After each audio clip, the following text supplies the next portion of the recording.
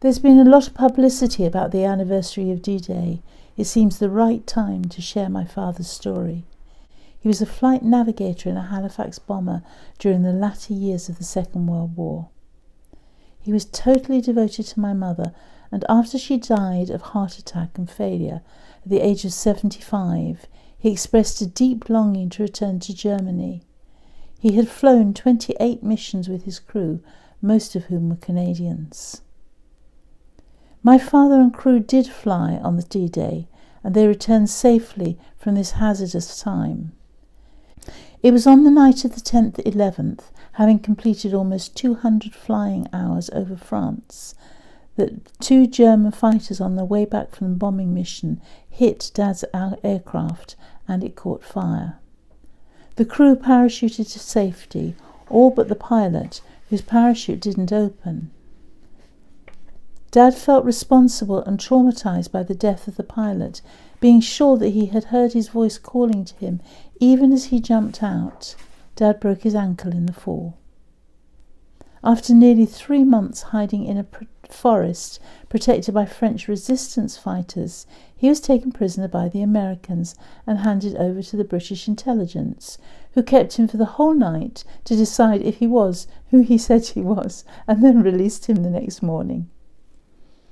On the rare occasions he did talk about his war experiences, he often expressed a deep sense of guilt over bombing women, children and refugees, and the memory of the pilot calling to him. He was freed from this on finally becoming a Christian. That's another story in its own right. However, he still felt the need, even after this, to return and apologise. He formed a desire to return to Germany to ask for forgiveness. He later heard that John Presty and Graham Kendrick, leaders of Ichthus, were planning a prayer reconciliation walk between London and Berlin. He wrote to them to ask whether he could join them on the walk. We were at a leadership meeting with Ichthus, where these 2 gentlemen are leaders, and John Presty read out my dad's letter to the gathered leaders of on their weekend away.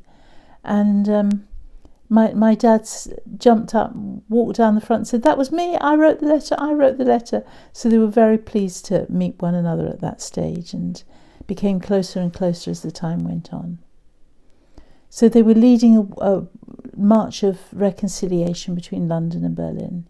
He wrote to them to ask whether he could join them on their walk. So began the great mission of healing, challenge and reconciliation. As the team walked from London to Berlin, they often shared their stories with congregations along their way. One of my dad's favourite stories took place in Holland. He was told that the family of resistance workers sat on one side of the church and the family of collaborators sat on the other side of the church, and they had very little to do with one another.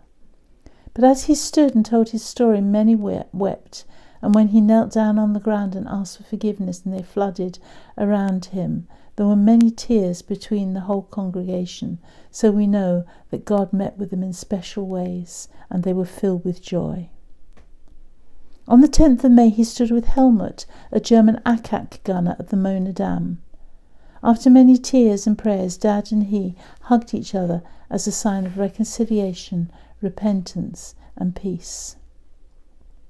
John Presty stated that he, along with another veteran, Charles Simpson, aged 79, who served with the British Army, were catalysts for reconciliation between Germany and the UK, and as the prayer walked on the way through to Berlin.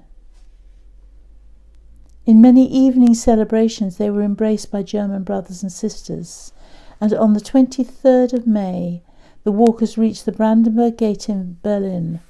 My dad, who had told me so many times how shy he was, stood before 70,000 people and stated, "I have been to Berlin 5 times, 4 times to bomb it, but this time I have come to bless you, to be reconciled with you, and to ask you for forgiveness."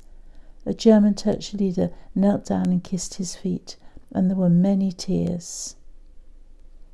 I was subsequently told that his story was known throughout Germany and that the German Lutheran pastors took Dad's example and went to other places in order to be reconciled as well.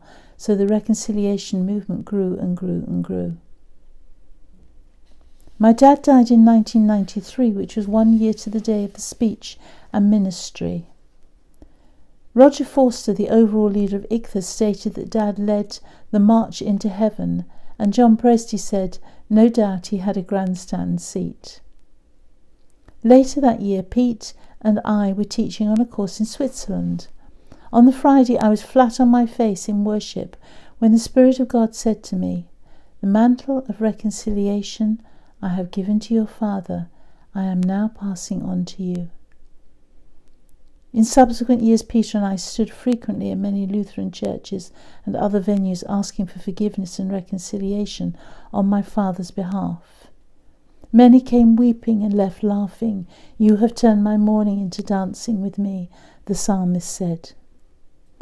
The work of reconciliation continued, as illustrated by the remaining time with students in Switzerland, particularly a Jewish girl who had issues of deep hatred and resentment towards the Germans.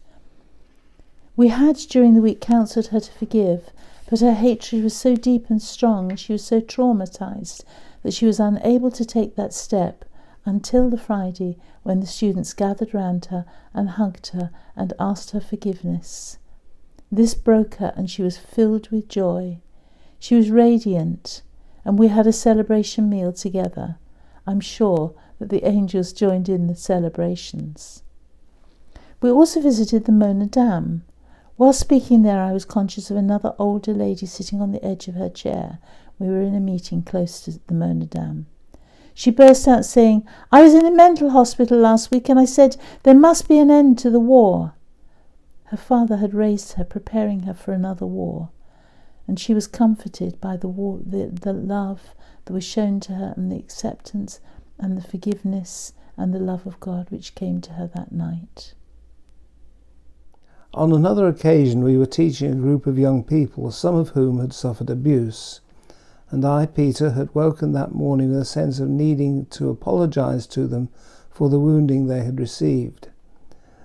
That evening I explained that though I'd never done what had been done to them, I wanted to stand in for those who had and ask them for their forgiveness.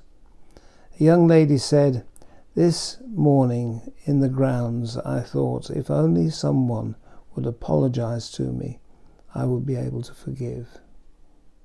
All of us need to forgive. All of us need to be forgiven. And we are entrusted with the ministry of opening the door of reconciliation to God. So we tenderly plead with you on Christ's behalf, turn back to God, be reconciled to him and to one another. God bless you. It's been good to talk to you.